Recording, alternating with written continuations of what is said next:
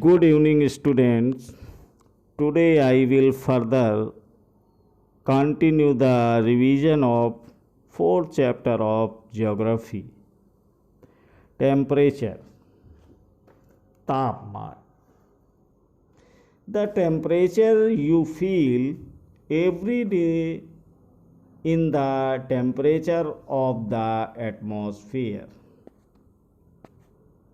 बच्चों, आप प्रतिदिन जिस तापमान का अनुभव करते हैं वह वायुमंडल का तापमान होता है. The degree of hotness and coldness of the air is known at temperature. वायु में मौजूद ताप एवं शीतलता के परिणाम को तापमान कहते हैं.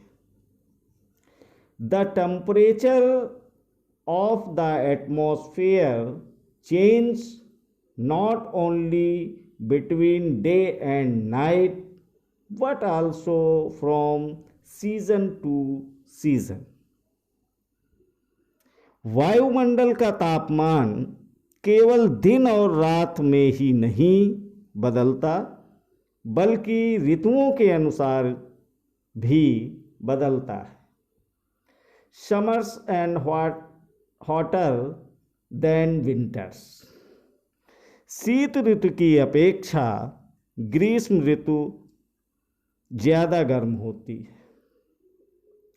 An important factor that influences the distribution of temperature is insolation. आतपन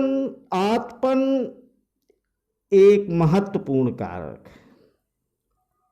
आतपन एक महत्वपूर्ण कारक है जो तापमान के वितरण को प्रभावित करता है. Insolation is the incoming solar energy intercepted by the earth. सूर्य से आने वाली वह ऊर्जा जिसे पृथ्वी रोक लेती है आतपन कहलाती है. The amount of insolation decreases from the equator toward the poles. आतपन क्या होता है? सूर्यताप. तो सूर्यताप की मात्रा भूमध्य रेखा से ध्रुवों की ओर घटती है. Therefore, the temperature decreases in the same manner. इसलिए तापमान उसी प्रकार घटता जाता है. Now do you understand why poles are covered with snow? क्या अब आप समझ गए होंगे कि ध्रुव बर्फ से क्यों ढके हुए हैं. Now do you understand why poles are covered with snow? If the earth's temperature rises too high, it would become too warm for some crops to grow. यदि पृथ्वी का तापमान अत्यधिक बढ़ जाता है तो यह इतनी गर्म हो जाएगी कि यहाँ कुछ फसलें नहीं उग सकेंगी. Temperature in cities is much higher than that of village. गांवों की अपेक्षा नगरों का तापमान बहुत अधिक होता है. The concentrate and metals in buildings and the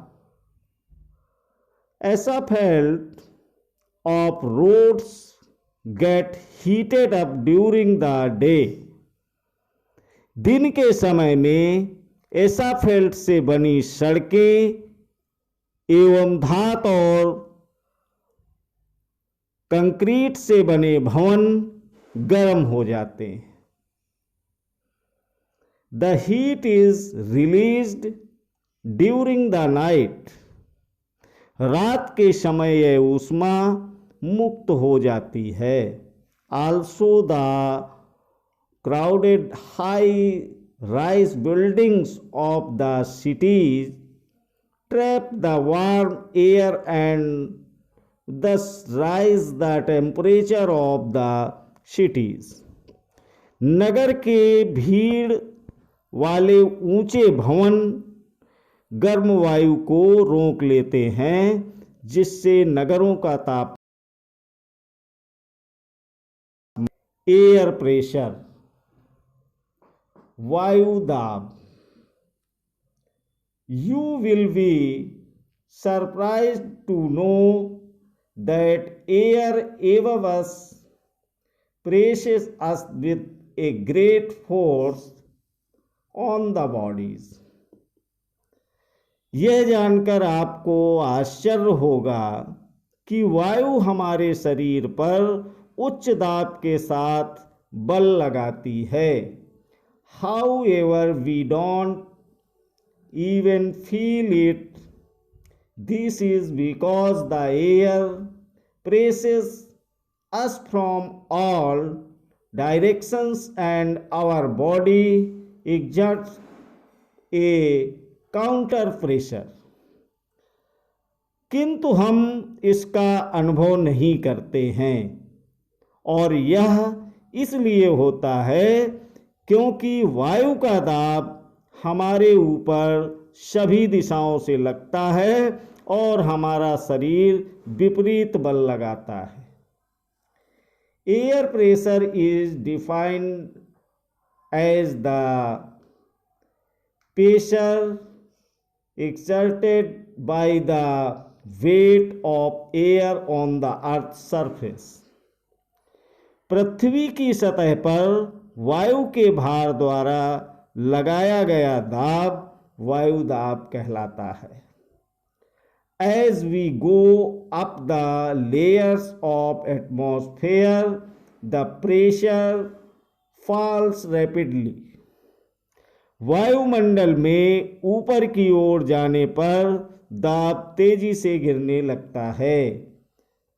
The air pressure is highest at sea level and decreases with height.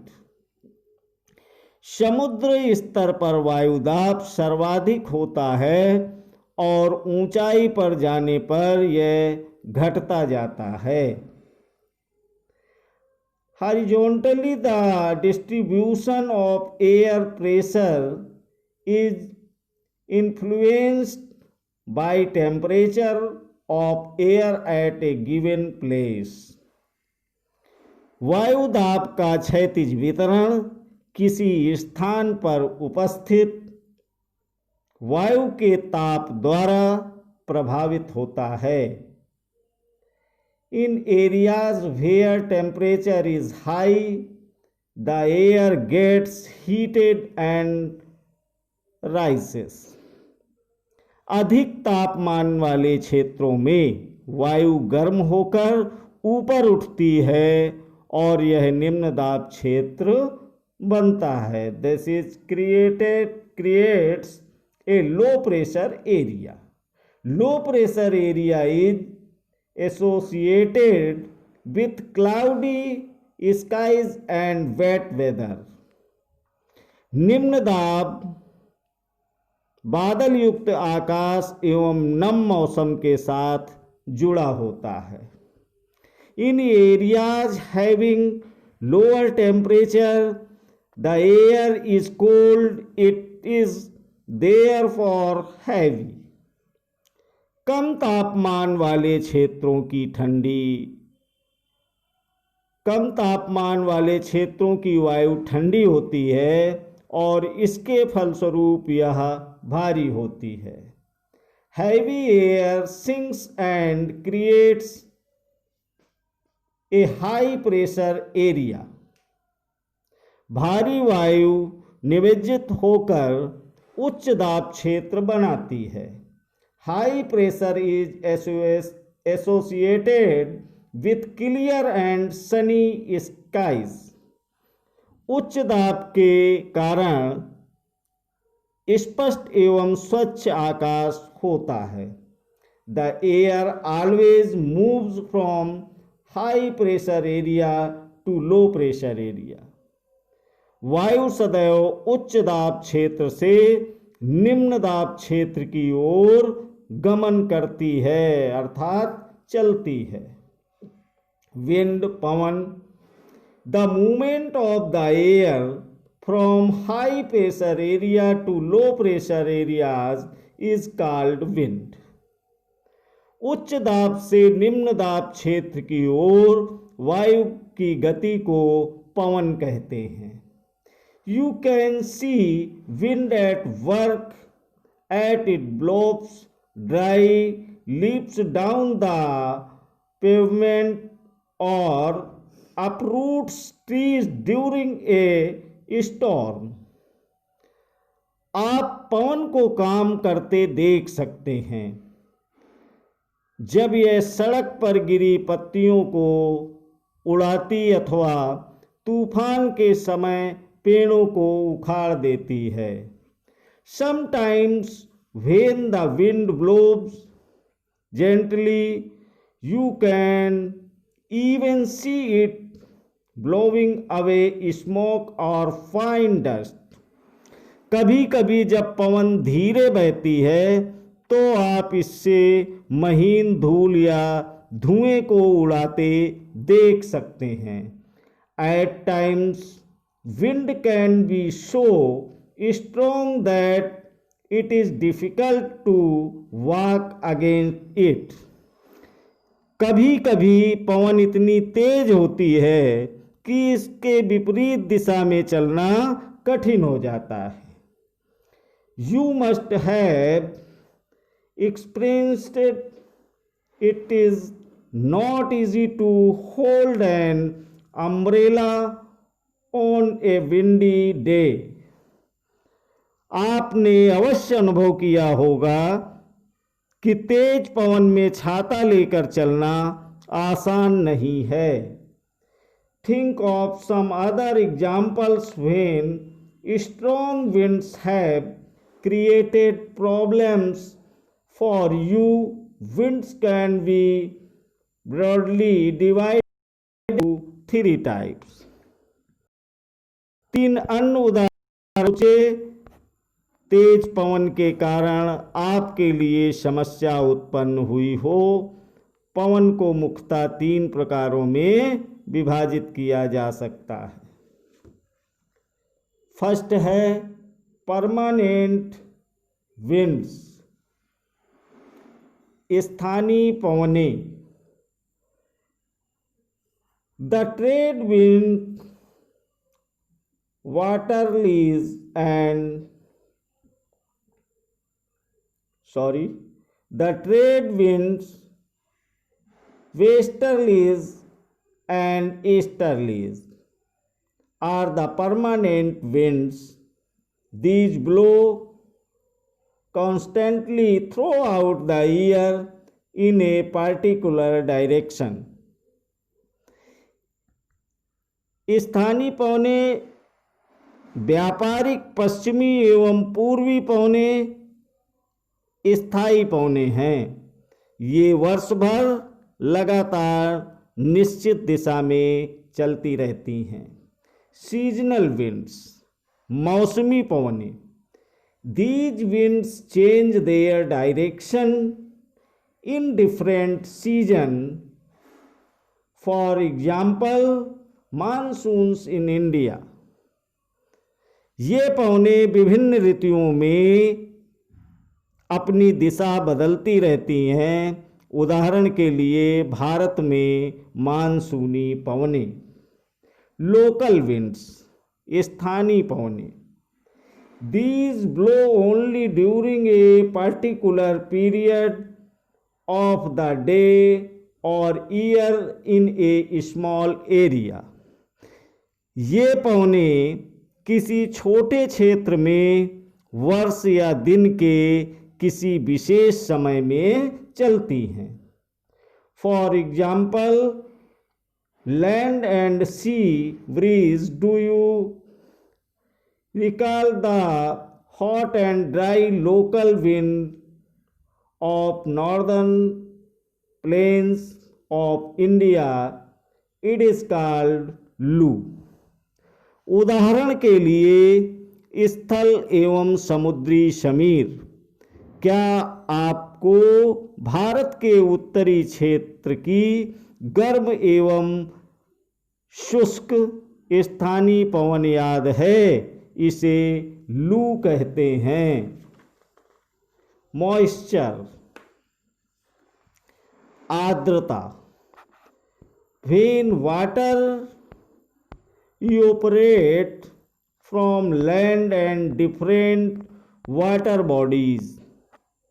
जब जल पृथ्वी एवं विभिन्न जलाशयों से वाष्पित होता है तो यह जलवाष्प बन जाता है. It becomes water vapor. Moisture in the air at any time is known as humidity. वायु में किसी भी समय जलवाष्प की मात्रा को आर्द्रता कहते हैं. When the air is full of water vapor, we call it a humid day. जब वायु में जलवाष्प की मात्रा अधिक होती है तो उसे हम आर्द्र दिन कहते हैं. As the air gets warmer, its capacity to hold the water vapor increases and so it becomes more and more humid. जैसे जैसे वायु गर्म होती जाती है इसकी जलवाष्प धारण करने की क्षमता बढ़ती जाती है और इस प्रकार यह और अधिक आर्द्र हो जाती है. On a humid day, clothes take longer to dry and sweat from our body does not evaporate easily. आर्द्र दिन में कपड़े सूखने में काफ़ी समय लगता है एवं हमारे शरीर से पसीना आसानी से नहीं सूखता है. Making us feel very uncomfortable और हम असहज महसूस करते हैं. When the water vapor rises, it starts cooling. जब जल वाष्प ऊपर उठता है the water vapor condenses causing formation of droplets of water. जलवाष्प संघनित होकर ठंडा होकर जल की बूंद बनाते हैं. Cloud are just masses of such water droplets. बादल इन्हीं जल बूंदों का ही एक समूह होता है. When these droplets of water become too heavy to float in air, then they come down as precipitation. जब जल की ये बूंदें इतनी भारी हो जाती हैं कि वायु में तैर न सकें तब ये वर्षण के रूप में नीचे आ जाती हैं. Jet planes flying in the sky leave a white trail behind them.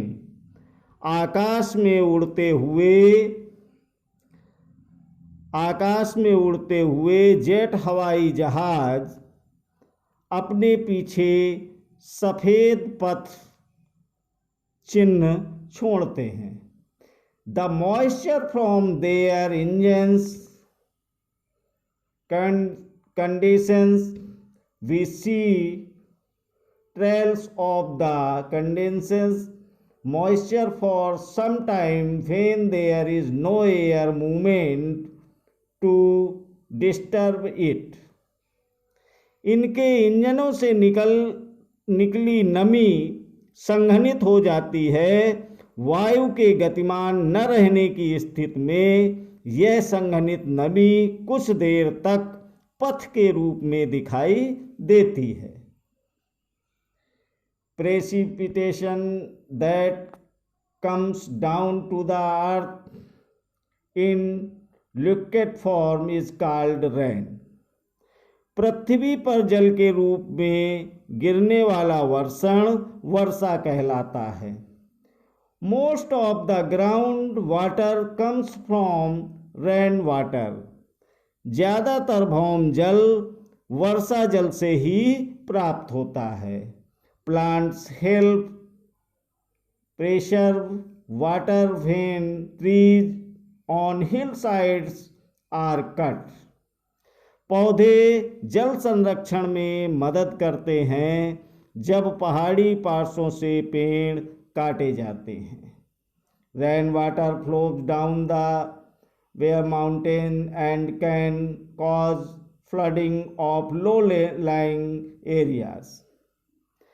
वर्षा जल अनावृत पहाड़ों से नीचे बहता है एवं निचले इलाकों में बाढ़ का कारण बनता है।